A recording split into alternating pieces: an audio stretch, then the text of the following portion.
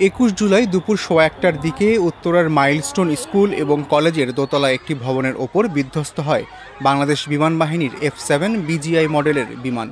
আন্তঃবাহিনী জনসংযোগ পরিদপ্তর ISPR জানিয়েছে, ক্ষয়ক্ষতি এড়াতে বিমানটির বৈমানিক ফ্লাইট লেফটেন্যান্ট মোহাম্মদ তৌকির ইসলাম বিমানটিকে ঘন বসতি থেকে জনবিরল এলাকায় নিয়ে যাওয়ার সর্বাত্মক চেষ্টা করেছিলেন।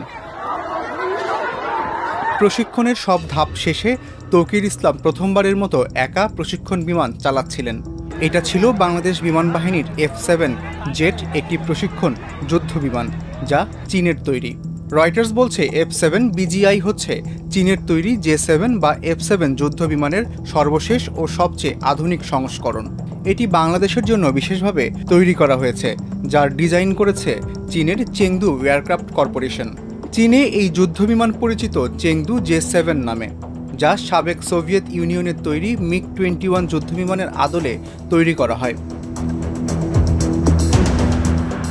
এই F-7-এর বিভিন্ন ভার্সন প্রায় ৩ দশক ধরে ব্যবহার করে আসছে বাংলাদেশ।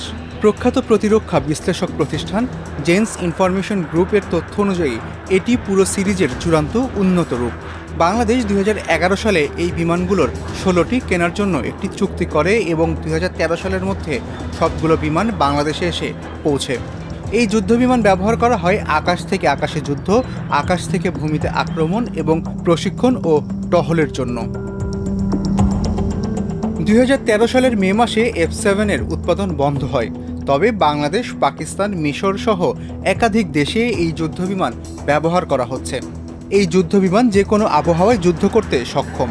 ডেল্টা আকৃতির পাখা এটিকে দ্রুত উঁচুতে এবং শব্দের চেয়ে বেশি গতিতে উঠতে সাহায্য করে।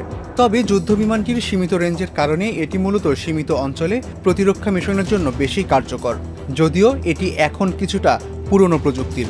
F-7 BGI এই সিরিজের যুদ্ধবিমানগুলো দীর্ঘদিন ধরে বাংলাদেশ সহ অনেক দেশের আকাশ প্রতিরক্ষায় গুরুত্বপূর্ণ ভূমিকা রেখেছে।